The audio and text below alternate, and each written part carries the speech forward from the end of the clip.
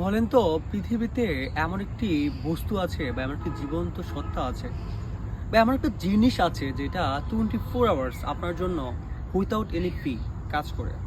কোনো service charge নেয় না, কিন্তু সে আপনার সাথে কোনো কথা বলে না, কিন্তু আপনার দৈহিক জীবনের জন্য যা কিছু প্রয়োজন তার অধিকাংশই কিন্তু সে আপনাকে দেয়।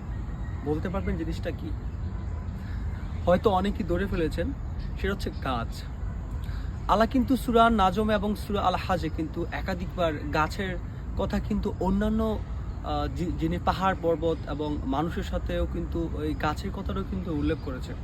আমি যদি একটু ব্যাখ্যা করে বলতে যাই, তাহলে কোরআনুল কারিমে গাছকে আল্লাহর কুদরতের নিদর্শন, রিজিকের উৎস এবং ইবাদতের বস্তু হিসেবে বর্ণনা করা হয়েছে। এখানে কিন্তু তিনটা ভাগ, মানে আল্লাহর কুদরতের নিদর্শন, এটা আল্লাহর একটা চমৎকার একটা আবিষ্কার বলা যায়।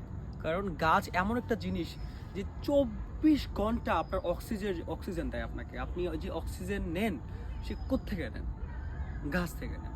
তাহলে এটা একটা চমৎকার একটা জিনিস যে আপনি দৈনিক যেই পরিমাণে অক্সিজেন নিচ্ছেন, এই পরিমাণ অক্সিজেন যদি আপনি কিনতে হয়, আপনি আপনার পুরো সারা জীবনের যত মানে রাজার একটা ভান্ডারও কিন্তু শেষ হয়ে যাবে, আপনি পারবেন না অক্সিজেন কিনতে। এই গাছ যে নিঃস্বার্থভাবে আপনাকে প্রত্যেক দিন এত অক্সিজেন দেয়, কিন্তু বিনিময়ে কিছু নিচ্ছে না। আমরা কি করতেছি? গাছ নষ্ট করতেছি, ধ্বংস করতেছি। আরেকজনের সাথে কলহ হয়েছে, বিরহ কলহ হয়েছে, তার সাথে আমাদের কোনো ধরনের সমস্যা হয়েছে, আমরা কি করি? চুপি চুপি যে তার গাছগুলো কেটে দিয়ে আসি। এটা খুব খারাপ একটা জিনিস। দ্বিতীয় কথা হলো, আল্লাহ কিন্তু এটাকে রিজিকের উৎস হিসেবে উল্লেখ করা হয়েছে। হ্যাঁ, রিজিকের উৎস কি? আমরা আমাদের মাছ মাংস ছাড়া যা কিছু দরকার সব কিছুই কিন্তু আমরা গাছ থেকে পাই। সব কিছু, এভরিথিং, আমাদের রান্না করার যা কিছু দরকার, পশু পাখি, এমনকি আমরা যেই মাছ মাংসর কথা উল্লেখ করতেছি, সেই মাছ মাংস যদি এই বস্তু বা জীবন্ত জীবগুলো যদি টিকে থাকতে চায়, তাহলে কিন্তু গাছ দরকার আছে। গাছ ছাড়া টিকে থাকতে পারবে না। তার মানে গাছ হচ্ছে সকল কিছুর মূল।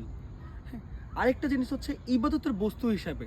এটা খুব গুরুত্বপূর্ণ একটা পয়েন্ট। সূরা আল হাজের পর্বত ও অন্যান্য সৃষ্টির সাথে গাছপালার আল্লাহর সিজদা ও তাসবিহ পাঠের কথা বলে, যা প্রমাণ করে যে প্রকৃতি ও বৃক্ষরাজি সবই আল্লাহর আনুগত্য করে। তার মানে এটা বোঝা গেল যে পর্বতের সাথে কিন্তু গাছও আল্লাহর তাসবিহ এবং আল্লাহর আনুগত্য প্রদর্শন করে। মানে এটাকে কিন্তু আল্লাহ পবিত্র পবিত্র কোরআনে জীবন্ত সত্তা হিসেবে উল্লেখ করেছে। তার মানে আপনি গাছকে কিন্তু মৃত বলতে পারবেন না। গাছ কিন্তু একটা জীবন্ত সত্তা, যে আপনার সাথে কথা বলে না, কিন্তু 24 ঘন্টায় বিনা স্বার্থে শুধুমাত্র আল্লাহর হুকুমে আপনার জন্য কাজ করে। গাছ নষ্ট করবেন না। গাছ আসলে খুব চমৎকার একটা নিদর্শন, আল্লাহর চমৎকার একটা নিদর্শন। যত পারেন গাছ লাগান, প্রকৃতিকে ভালোবাসুন, ইনশাল্লাহ আল্লাহ ভালো কিছু দিবে আপনাকে।